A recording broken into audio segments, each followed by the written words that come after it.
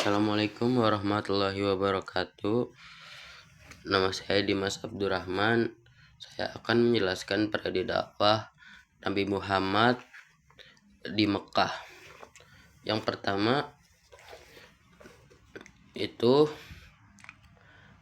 Nabi Muhammad lahir pada tahun gajah dan dia mempunyai ayah yang bernama Abdullah dan bapaknya dan kakeknya Abdul Muthalib.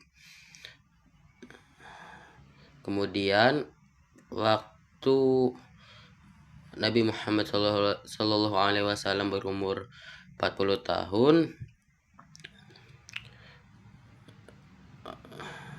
dia diangkat menjadi Rasul dan mendapatkan wahyu pertama di Gua Hiro, yaitu surat Al-Alaq 1-5.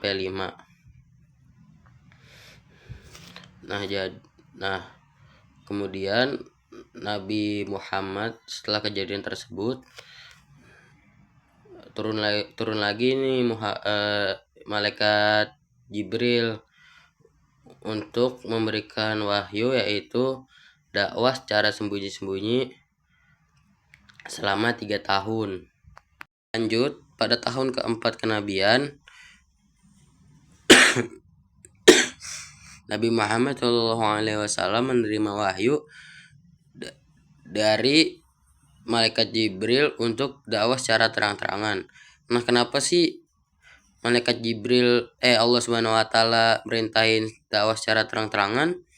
Nah, karena warga kaum Quraisy itu udah mulai curiga.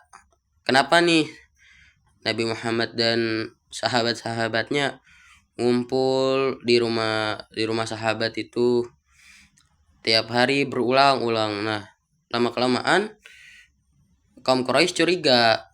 Jadi akhirnya Allah perintahkan Nabi Muhammad dakwah secara terang-terangan melewati wahyu malaikat Jibril alaihi salam. Nah, pada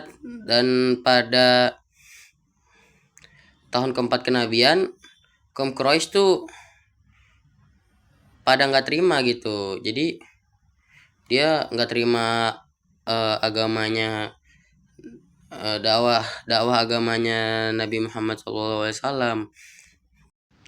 Lanjut, tahun ke-7 kenabian, kaum muslim kembali hijrah ke Habsyi berjumlah 101 orang, yaitu diantaranya 83 orang laki-laki dan 18 orang perempuan.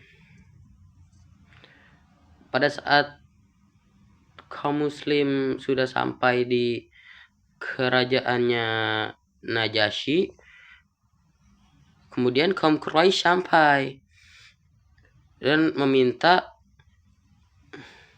kaum muslim untuk diserahkan kepada kaum Quraisy, dan Raja Najasyi menolak hal tersebut.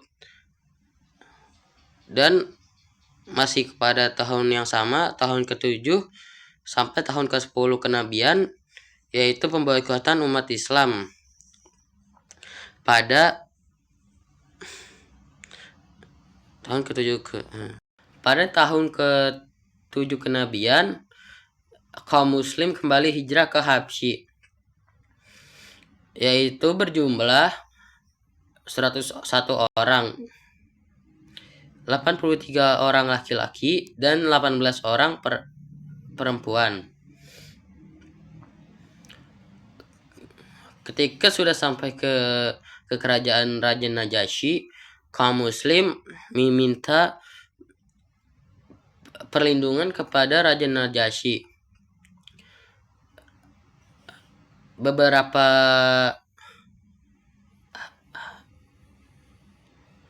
jam kemudian, kaum Quraisy mendatangi kerajaan Raja Najasyi untuk meminta menyerahkan kaum muslim kepada kaum Quraisy, dan Raja Najasyi menolak hal tersebut. Kemudian pada saat tahun kenabian ke-7 hingga ke-10, yaitu pemboikotan umat muslim. Selama 3 tahun umat muslim hidup sengsara di ship milik Abu Thalib. Pada tahun ke-10 kenabian, Nabi Muhammad Sallallahu Alaihi Wasallam mendapatkan tahun kesedihan atau Amul Husni, yaitu meninggalnya Abu Thalib dan istri tercintanya yaitu Khadijah. Dan pada tahun yang sama Nabi Muhammad Sallallahu Alaihi Wasallam mencoba hijrah ke Taif. Namun pada saat sampai ke Taif, Nabi Muhammad SAW malah mendapatkan cacian dan makian dari warga Taif.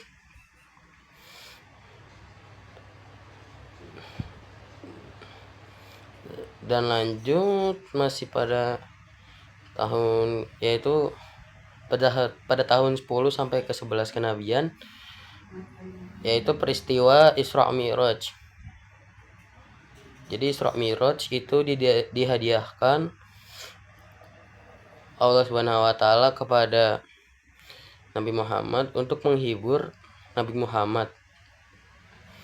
Kemudian lanjut pada tahun ke-12 kenabian, ada 12 orang muslim dari luar kabilah Mekah yang masuk Islam, yaitu berasal dari suku Aus dan Khazraj,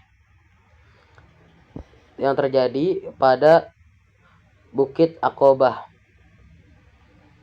Kemudian pada tahun kenabian ke-13 terjadi Bait Aqobah kedua,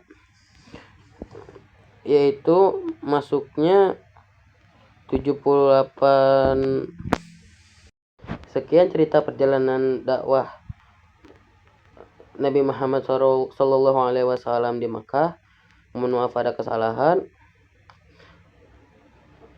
Wa'afu minkum. Wassalamualaikum warahmatullahi wabarakatuh.